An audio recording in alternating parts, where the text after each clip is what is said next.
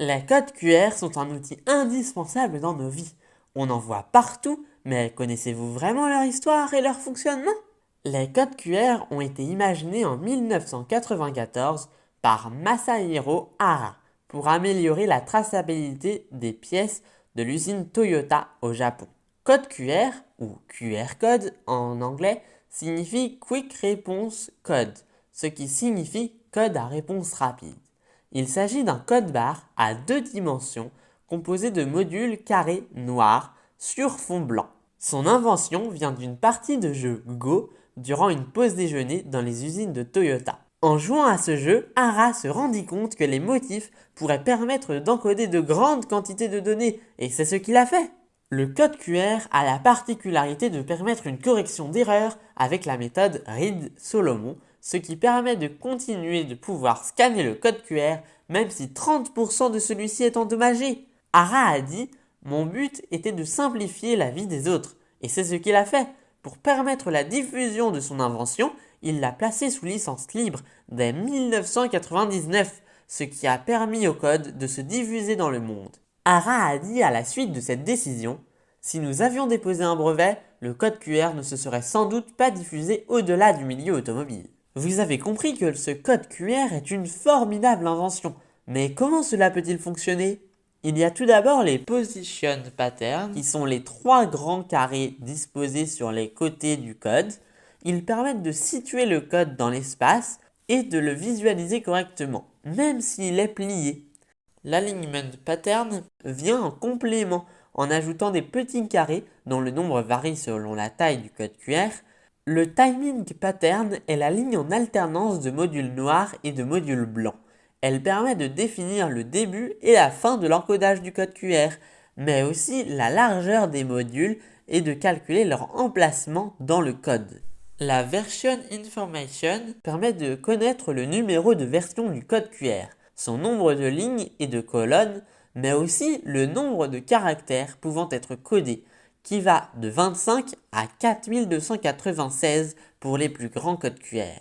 Le format pattern donne lui le niveau de correction d'erreur, qui va de 7% pour les corrections d'erreur les plus faibles à 30% pour le code QR qui a la meilleure capacité de correction d'erreur possible. Il donne aussi le masque qui permet de décomposer des motifs dans la zone de données.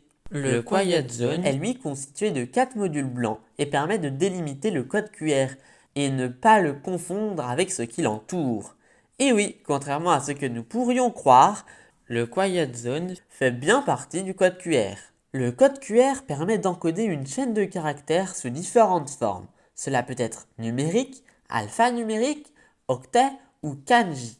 Mais dans tous les cas, le texte est converti en binaire, ce qui est simple à représenter sur un code QR, comme le 1 est le module noir et le 0 est le module blanc.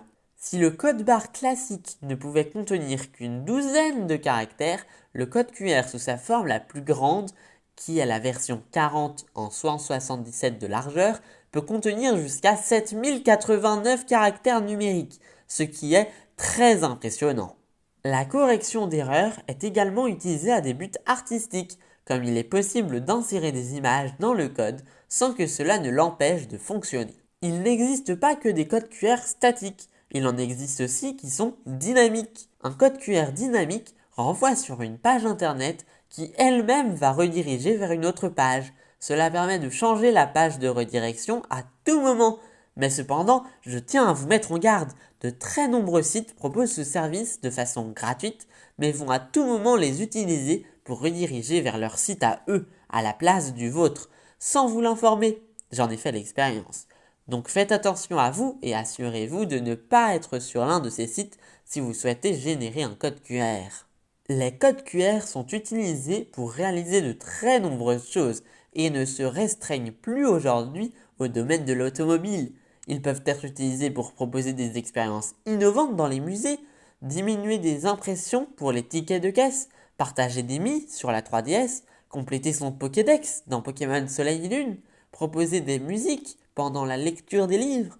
Tout cela fait beaucoup d'occasions d'utiliser les codes QR et c'est pour cela que 26 millions de codes QR ont été scannés durant l'année de 2023. Mais attention aux faux codes QR!